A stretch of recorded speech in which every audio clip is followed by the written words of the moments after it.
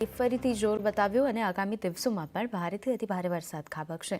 હાલ 4 સિસ્ટમ સક્રિય હોવાથી 7 સપ્ટેમ્બર સુધી રાજ્યમાં મેઘરાજા ધબધબાટી બોલાવશે. તેલંગાણા પાસેના ડીપ ડિપ્રેશનની હલચલ નોર્થ વેસ્ટમાં છે, જ્યારે એક શેર ઝોન છે. સાથે જ ઓફશોર ટ્રફ પણ સક્રિય થયું છે અને જેના કારણે ગુજરાત ઉપર ભારે વરસાદના એંધાણ છે. આવતીકાલે ભરૂચ અને સુરતમાં રેડ એલર્ટ સાથે છૂટાછવાયા સ્થળોએ અત્યંત ભારે વરસાદની આગાહી છે, જ્યારે આણંદ, વડોદરા, નર્મદા, તાપી, ડાંગ, નવસારી, વલસાડ, બોટાદ, ભાવનગરમાં ઓરેન્જ એલર્ટ સાથે છૂટાછવાયા સ્થળે અતિથી ભારે વરસાદની આગાહી છે. To very heavy with extremely heavy rainfall का आइसोलेटेड प्लेस में डे 1 डे 2 में दिया गया है एंड डे 3 आपका heavy to very heavy isolated places में है और डे 4 से डे 6 तक आपका हैवी रेनफॉल का वार्निंग है. और सौराष्ट्र कच्छ के लिए डे 1 में हैवी रेनफॉल का वार्निंग है, डे 2 डे 3 में heavy to very heavy isolated places में एंड डे 4 में हैवी रेनफॉल का वार्निंग दिया गया है. अभी 4 सिस्टम हमारा फिलहाल सक्रिय है. एक तो डीप डिप्रेशन जो east Vidarbha and adjoining Telangana में है, वो नॉर्थ वेस्ट वाले डायरेक्शन में मूवमेंट है. इसका स्पीड करीब 8 kilometre per hour last 6 our में देखा गया है.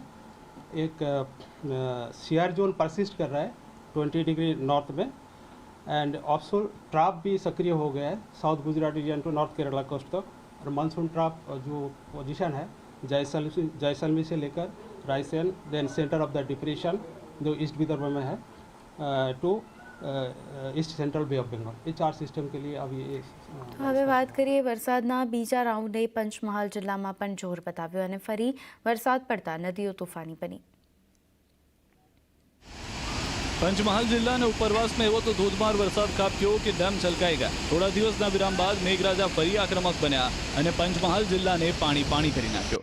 મુશળધાર વરસાદ થતાં પાનમ અને હડફ ડેમમાં ધસમસતા પાણી આવ્યા. બંને ડેમમાં પાણીની આવક નોંધાતા ડેમની રૂલ લેવલ સપાટી જાળવવા માટે ડેમના દરવાજા ખોલાયા. પાનમ ડેમમાં 12,000 ક્યુસેક પાણીની આવક થતાં ડેમના 4 ગેટ ખોલી 32,000 ક્યુસેક પાણી નદીમાં છોડવામાં આવ્યું. આ તરફ હડફ ડેમમાં હાલ 10,000 ક્યુસેક પાણીની આવક થતાં ડેમના 3 ગેટ ખોલી પાણી નદીમાં છોડાયું. બંને ડેમમાંથી પુષ્કળ પાણી છોડાતા નીચાણવાળામાં ધસમસતા પાણી વહેતા થયા. દ્રશ્યમાં જોઈ શકાય છે કે બંને ડેમના દરવાજા ખોલાતા પાણીએ પ્રચંડ રૂપ ધારણ કર્યું. નીચાણવાળા વિસ્તારને સાવધાન રહેવા સૂચના અપાઈ છે. આ તરફ કરાડ ડેમમાં પણ પાણીની આવક વધતા ઓવરફ્લો થયો. તો વિઘ્નહર્તા ગણેશજીના આગમનની તડામાર તૈયારીઓ શરૂ કરાઈ છે. ઇકો ફ્રેન્ડલી મૂર્તિની ધૂમ ડિમાન્ડ જોવા મળી. શ્રાવણ માસ પૂર્ણ થવાને એક જ દિવસ બચ્યો છે, ત્યારે વિઘ્નહર્તા ગણેશજીના મહાઉત્સવના આગમનની ઘડીઓ ગણાઈ રહી છે.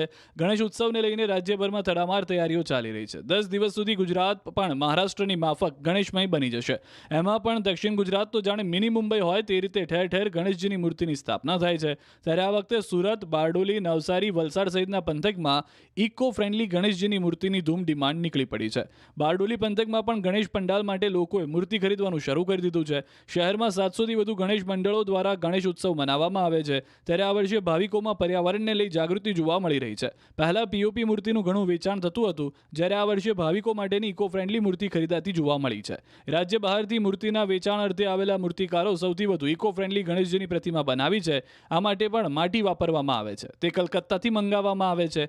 25 ટન માટી લાવવા માટે વહીવટી ખર્ચ સહિત ₹1.25 લાખ જેટલો ખર્ચ થવા જાય છે, જેને લઈ આ વર્ષે મૂર્તિના ભાવમાં ખાસ્સો વધારો જોવા મળી રહ્યો છે. મૂર્તિકારોને ગણેશ આયોજકો જે ફોટા આપે છે એ જ પ્રમાણેની મૂર્તિઓ બનાવી આપે છે. ભક્તો દ્વારા ઇકો ફ્રેન્ડલી ગણેશજીની અવનવી ડિઝાઇનની પ્રતિમાઓની સ્થાપના કરવા માટે ગણેશજીની પ્રતિમાની ખરીદી કરવાની હોડ લાગી છે. પરંતુ આ વખતે ભક્તોને ગણેશજીની સ્થાપના મોંઘી પડશે.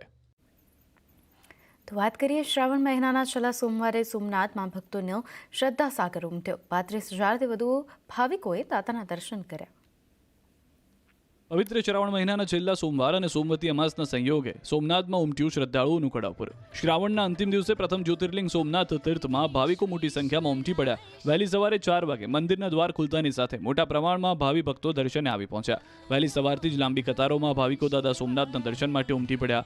આખું પ્રાંગણ ઓમ નમઃ શિવાયના નાદથી ગુંજી ઉઠ્યું. આજે સોમનાથ દાદાને ખાસ શણગાર કરવામાં આવ્યો. સોમનાથ મહાદેવને બ્રહ્માંડનો નાદ ઓમકાર ધારણ કર્યો હતો. સોમનાથ મહાદેવ મંદિર અનેક ધ્વજા પૂજા અને યજ્ઞ કરવામાં આવ્યા. મંદિર પરિસરમાં સવારે ભગવાન સોમનાથ મહાદેવની પાલખી યાત્રા કાઢવામાં આવી. આ તરફ સુરેન્દ્રનગર શહેરના શિવ મંદિરોમાં શ્રાવણ માસના અંતિમ દિવસે અને સોમવારે ભક્તોની ભીડ ઉમટી પડી. સોમવાર તેમજ અમાસનો અનોખો સંયોગ સર્જાતા સવારથી મોટી સંખ્યામાં શિવભક્તો મંદિરમાં પહોંચ્યા. શહેરના હાટકેશ્વર મહાદેવ, રામેશ્વર મહાદેવ, અણઘટનાથ મહાદેવ, નીલકંઠ મહાદેવ સહિતના તમામ શિવ મંદિરો ભક્તોથી ઉભરાયા. શિવ મંદિરોમાં પૂજા અર્ચના, અભિષેક, આરતી, લઘુરુદ્ર યજ્ઞ, મહાપ્રસાદ સહિતના ધાર્મિક કાર્યક્રમો યોજાયા. ત્યાં સાથે જ સમાચારો